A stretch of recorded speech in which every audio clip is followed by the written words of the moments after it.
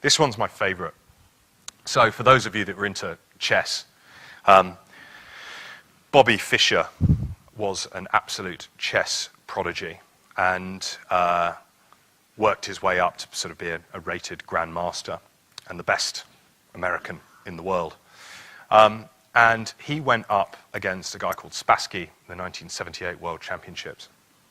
And Bobby Fischer played the longest game of deception possibly ever. Because what he did was, he's like, I know that Fischer wanted to win, all right? He was all about winning and playing the long game. So when he sat down to play a game of chess, he always started with pawn to king 4, some basic movement like that. Really, really simplistic, okay? And the reason he did that was twofold. Firstly, he said, imagine how a football team would play if they started every game 1-0 down.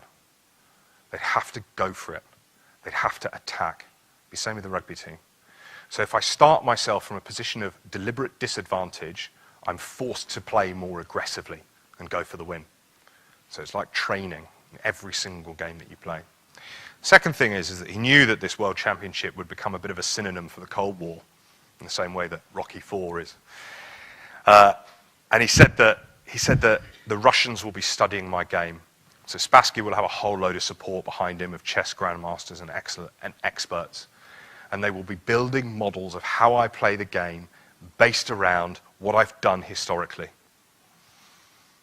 So everything revolves around this movement, this very simple starting block.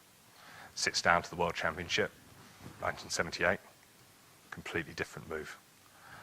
Now imagine you're Spassky. Everything that you've done, all of your preparation, just goes straight out the window. It's like sitting down to an English A-level exam and being given a physics paper. You can imagine how you panic in that situation. And you see, when you panic, you make bad decisions, okay? You're frantic, you're all over the place. And he won. And he played that game, he played that con for 16 years.